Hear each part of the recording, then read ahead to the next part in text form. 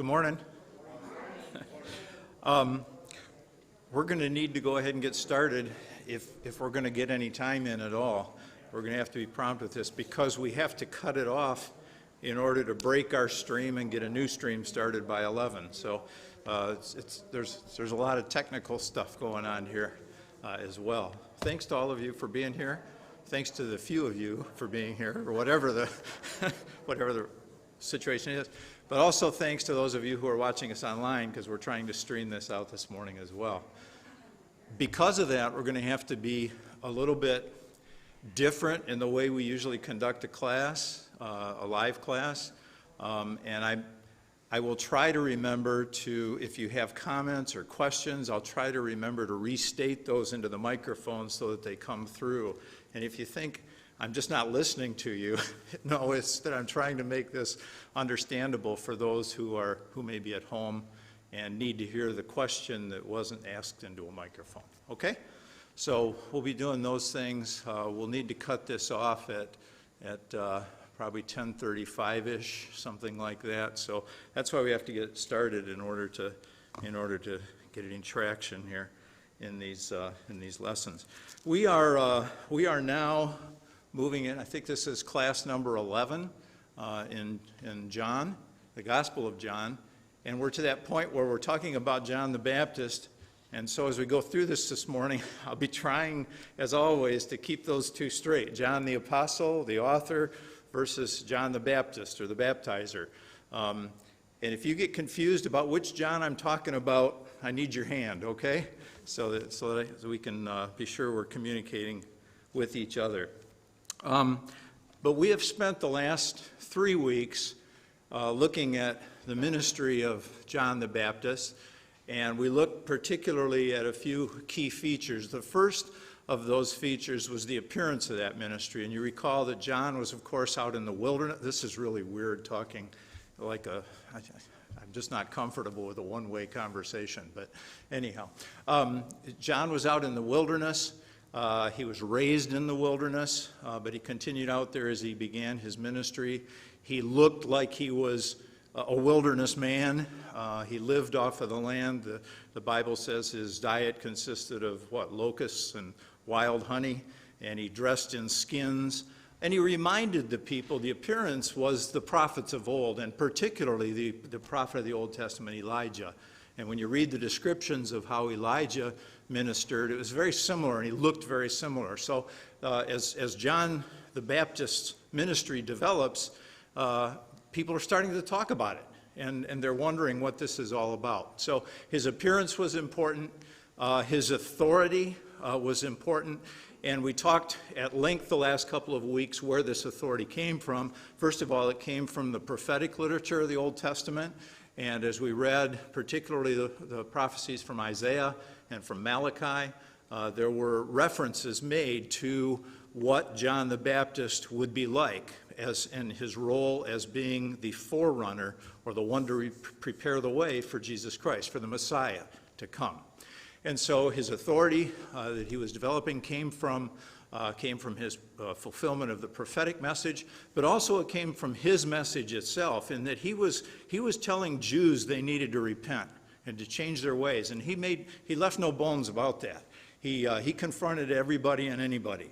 And John was very stern in his message. He called the Pharisees that came out to see what was going on, he called them snakes and vipers.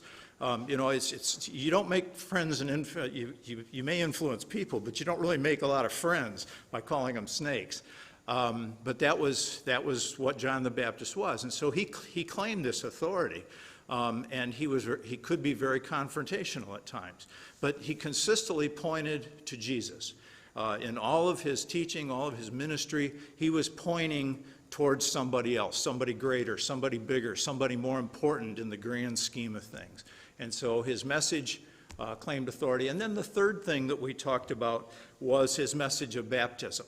And we talked at some length about what baptism meant to Old Testament people, and it's very closely linked to the passages in the law that relate to the purification requirements for priests, for people who were sick, for people who had contact with dead bodies, for ordination as priests, for entering into marriage. All of those things had something to do with the ceremonial washings and the cleansings, and they were all prescribed in the law. But during the time of the captivity in Babylonia, a new meaning came along for the practice of baptism, and that meaning was that as they were now in captivity in Babylon and in Babylonia, there were converts to Judaism, and some of the Babylonians came to believe in Yahweh. And as they did, they wanted to become part of the Jewish nation. And the process that was involved with that was a threefold process. And the ultimate step was a baptism, when they would actually become, for all intents and purposes, a Jew. And the three things that baptism signified for those proselytes who were becoming recognized as Jews, the three things that they recognized was, number one, it was a cleansing from their past. It was a purification from the past practices, the pagan religions that they had participated in. Secondly, it was a dedication, and they pledged to follow Jehovah, Yahweh. And so they were going to take the God of the Jews as their own God. And then the third step was, as they were baptized, they were actually brought into the family of Jews, and they were considered a full Jew at that point. And so it was as if they were reborn. And it's a rebirth. And you can see those principles as we see Christian baptism described in the New Testament. You can also see those same principles, the principles of being purified and being cleansed. You can see the principle of a dedication and a time of commitment. And you can see the principle of being reborn and into a new relationship with God and with God's children. And so that was the meaning that baptism had taken on. But now when John comes along, he puts a twist on this thing. And for John, he's telling all the Jews, you need to be baptized. Well, the Jews didn't understand that because they were already in the family. So what is John telling them as he tells them, you must be baptized? Well, he's saying this is a baptism of repentance. You need to be ready for what's coming, because it's a special thing. And so you need to be ready for it. And it's part of the process of bringing salvation to not just the Jews, but to all people. And so as John the Baptist is in the wilderness, he is now sharing this message of repentance that's necessary even for Jews. Okay? And that's where we sort of pick up today. So we're going to take a look now at John chapter 1. We have already looked at the prologue, covering through verse 18, and we're going to pick up today starting with verse 19. And you'll see that this falls into a 4-day sequence, okay? When you look at the rest of chapter 1 in the Gospel of John, you'll see that verses 19 through 28 are day 1. Okay? And during this day, what happens is the Baptist feels some inquiries coming out, asking about who he is and what he's doing. Okay? So that's what goes on on day 1. Day 2 is described in verses 29 through 34. And on day 2, we actually see John the Baptist giving his testimony. He sees Jesus present where he's doing his baptizing, where John is doing his baptizing, but he also recalls when John the Baptist had baptized Jesus in the past. And he gives his testimony. And remember, we've talked at length about how this Gospel of John is all about providing testimony, providing knowledge, providing a witness to all these things. And the first witness that we're going to hear from now in the text is John the Baptist. And he's going to tell us why he is sure that Jesus was the Christ, why Jesus was the Messiah, the one that they had been looking for. And so that key passage is verses 29 through 34. We'll hopefully look at that next week. The third day are verses 35 through 42. And we see there the first disciples for Jesus, okay? And we see the first disciples responding to him. And then The rest of the chapter, verses 43 through 51, are some additional disciples. We see Philip and Nathaniel brought into the fellowship. Okay, so that's where we're headed here.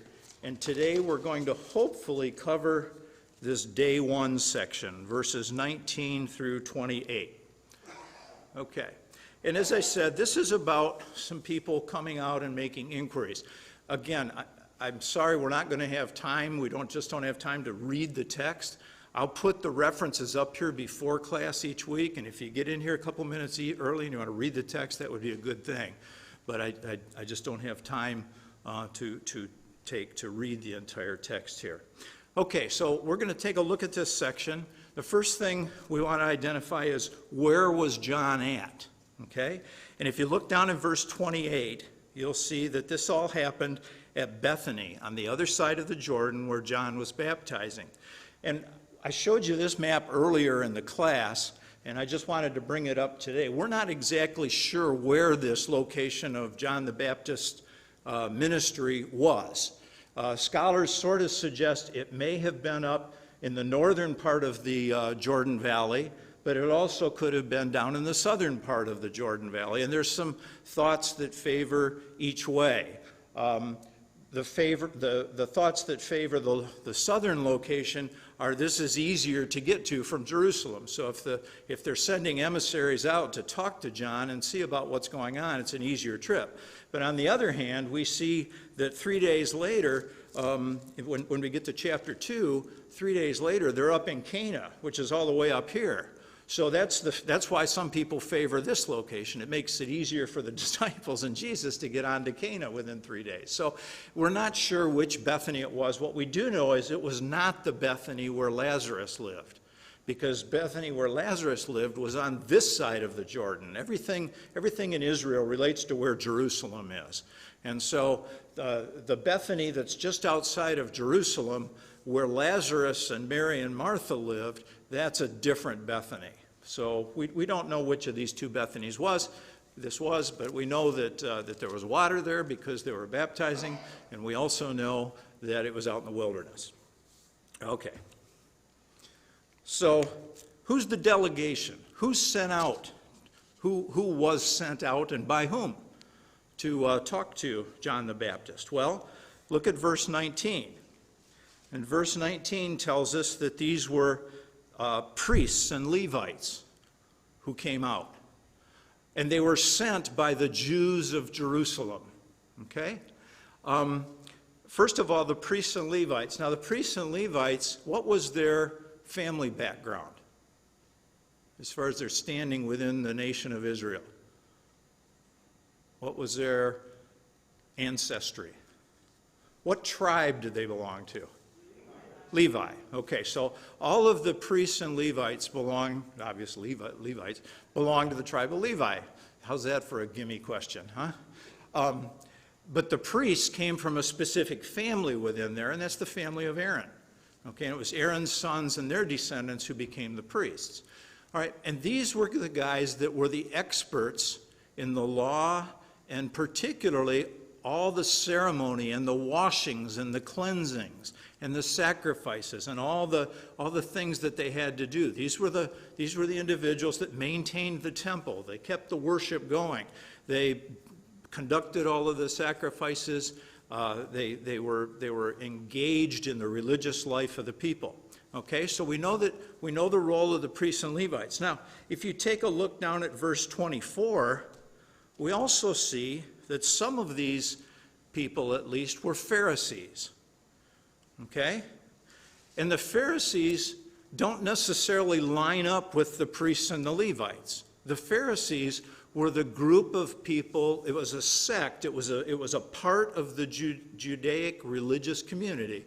It was a part of them, but their specialty was they viewed themselves as the teachers of Israel.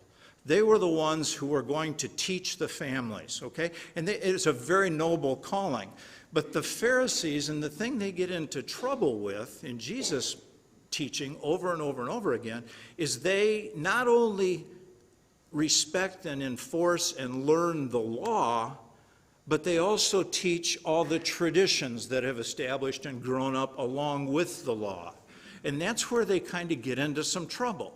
And so many of the, in fact, the very name Pharisee means separate from or separated out of. That's that word itself. So these Pharisees believed themselves to be an exclusive club. And they relied on this exclusivity. And they thought they were the only ones who were empowered to do all these things, and because they knew the law so well. And so now there's this renegade out in the wilderness who's preaching a bit of a different message. We better go check him out, right? So there's a, you know, you can sort of feel the tension. You can feel the challenge that's going on here. Okay, now who sent the Levites and the priests and the Pharisees? Who sent them? Well, it was the Jews of Jerusalem. And that's kind of a curious term, don't you think? Because what nationality is John the Baptist? He's Jewish too. He's a Jew. Most of the people that come out here and accept Jesus are also Jews, but these are the Jews of Jerusalem. And what I think this is intended to convey is that these are the Jews who were in power. At the highest levels of government, at the highest levels of religion, at the highest levels of their teaching structure, people had become aware of John the Baptist, and they needed to figure out what this guy was doing out there in the wilderness and decide, is this something we should approve and be part of, or is it something we need to oppose? You know, they're calling themselves into a judgment, really, and making a judgment on John the Baptist. So the Jews of Jerusalem were out there. What tribe was John the Baptist from?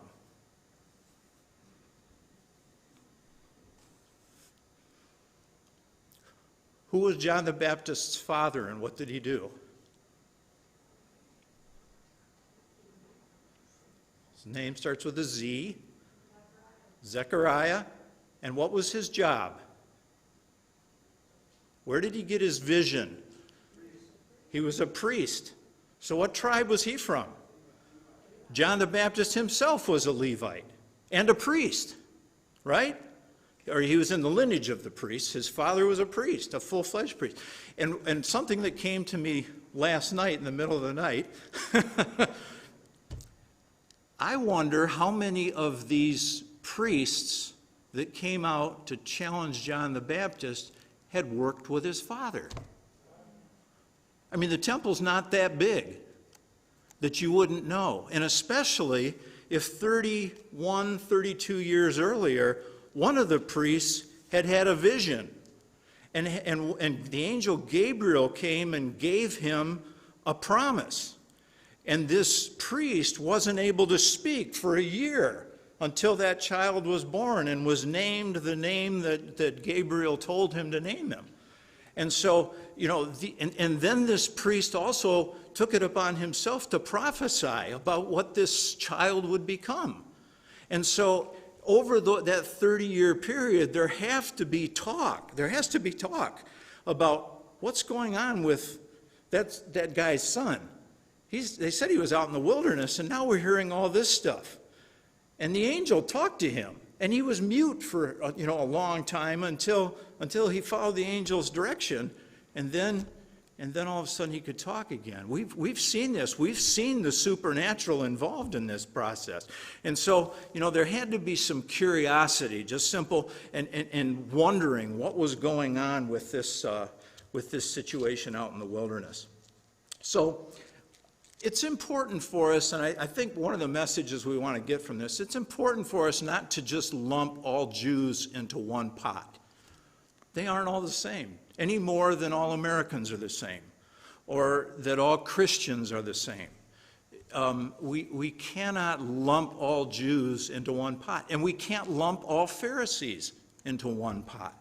Not all of the Pharisees rejected Jesus. Not all of the Pharisees challenged Jesus. Many of them accepted and became, disciples. We even have the case of a zealot who becomes a follower. So we have to recognize that these people of the New Testament are individuals. And let's not just, when we think of a Jew, we think of somebody who rejected Jesus, because many of the Jews accepted and welcomed Jesus as well. And the same thing with the Pharisees. We have to treat them as individuals. Okay, so that's the delegation that met John the Baptist out in the wilderness. And their first question was, no surprise here, who are you? Who are you, right? That's in verse, well, I guess it's verse 19, the first one there. Yep. Asked him who he was. And his response? Well, I'm not the Messiah. So denial number one, I'm not the Messiah. I'm not the Christ. What did the Jews in general expect of a Messiah? Why were they looking? They were looking again for a king. That's right. That's part of the answer. That's an important part of the answer. And a lot of the anticipation of a Messiah coming was that to throw off the bondage, and particularly right now in this point in history, the bondage of Rome, and become our own people. But more importantly than that, and I think this is another mistake we sometimes jump into when we look at the New Testament, is we think of the Jews only expecting a physical reign of this Messiah.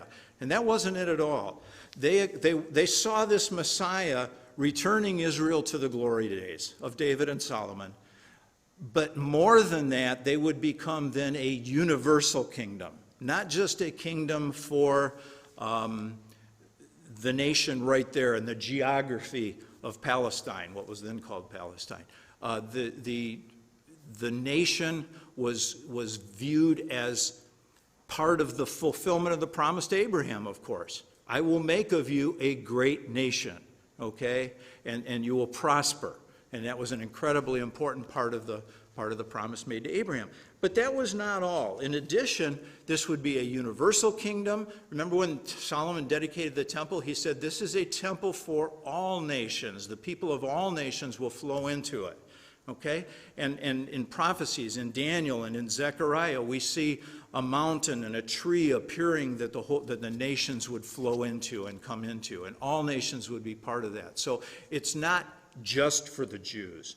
And then also, Yahweh would be present and would be the true king in this scenario. So there was a very deep spiritual element in this as well for many Jews. And they saw this as being the coming of salvation, the coming of rescuing the Jewish people. It was going to be the day of the Lord, the day of the Lord's favor. You recall all those phrases from Old Testament prophecy. They're all there. And so it was not just getting rid of Rome and getting the current dictator off their backs, but it was also going to be something that was led by the Jews, very clearly. God had this special relationship with the Jewish people, and that would be fulfilled. And so the other thing I want to point out is in verse 20, there's kind of a strange wording here. And it says, John the Baptist did not fail to confess, but he confessed freely, I'm not the Christ. That's sort of, in the way we read that, it's sort of strange. But the original language is much more straightforward, and it's actually very legally oriented terminology.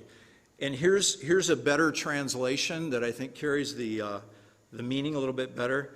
John the Baptist declared strongly, without any doubt or hedging. That is what's going on here. That there was no hesitation on the Baptist's part. He's just, and remember, we're talking about testimony. We're talking about legal testimony and legal defense that John the Apostle is presenting here. And this is the Baptist's testimony. And he even and John the Apostle uses legal language in order to describe this situation. Okay, so that's the first denial that, that's the first denial of the Baptist. The second denial, who else was he not? He was not the Messiah, and he was not.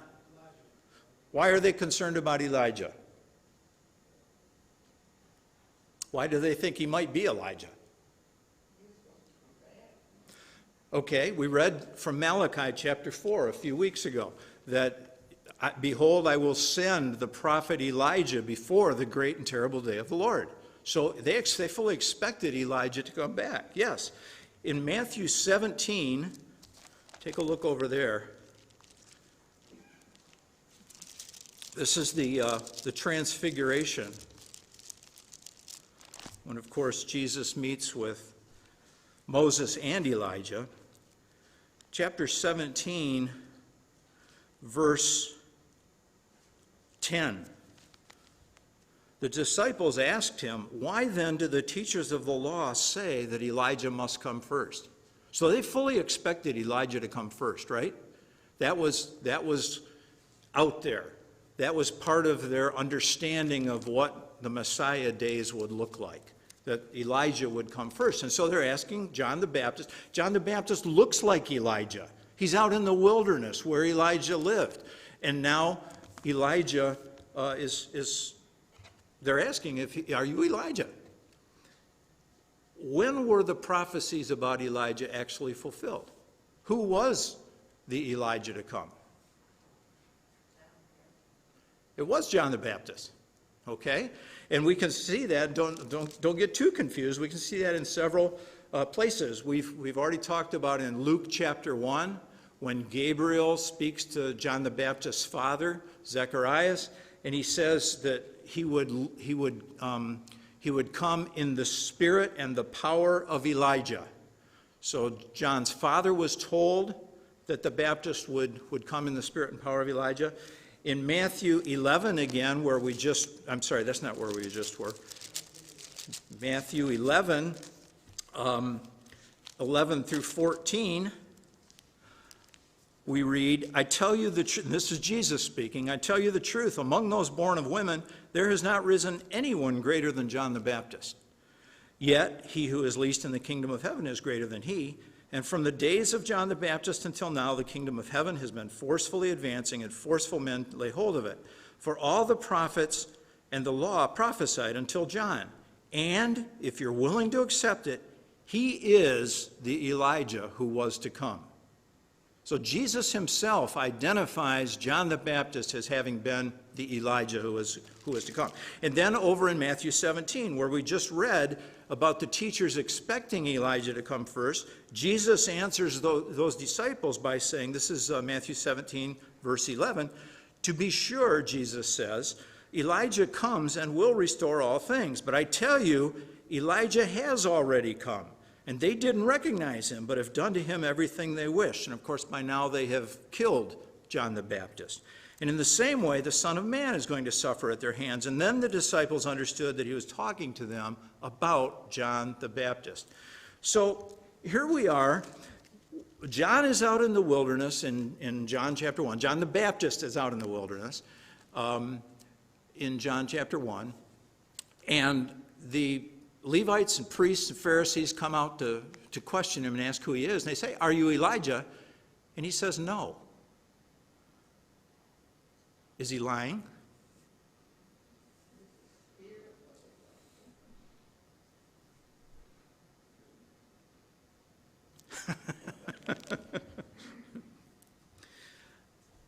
How did Elijah's life end?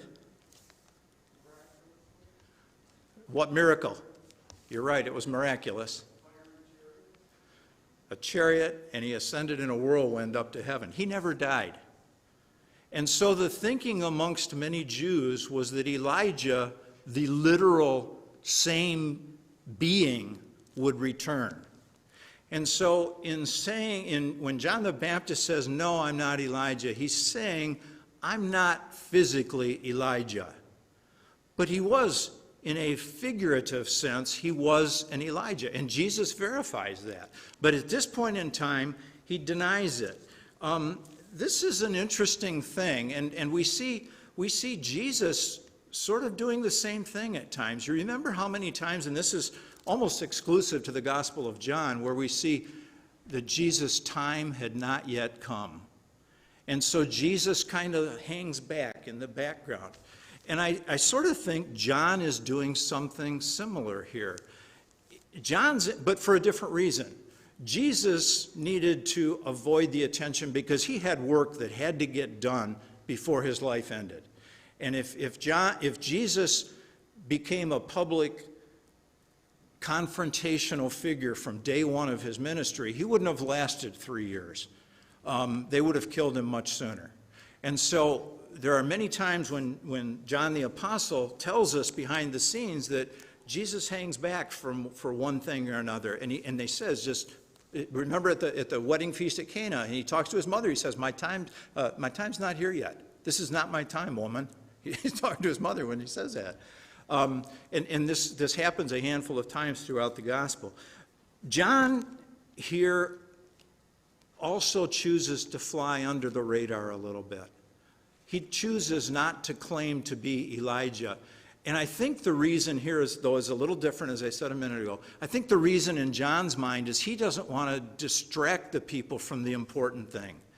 John knows that if he says, yes, I am Elijah, they're going to be locked on him with laser vision. And they're already going to miss Jesus as it is. And so John the Baptist is trying to, with every fiber in his body, he's trying to point to Jesus Christ. And so he knows that if he gets in the way of Jesus, it's going to make the project much more difficult. And so it's just, for this point in time, it's a better situation to accomplish the end that he needs to. But he denies, in this case, being Elijah. And then he talks, I'm not the prophet. I guess I forgot to put the second one up there. The third one, I'm not the prophet. And we are now at 10:35, so we're going to talk about the prophet next week. We'll pick up right here, okay? Thank you, everybody, especially for those of you online tuning in and those of you who made it here this morning. I'll close with my usual, God is good. And all the time. Okay, thank you, everybody.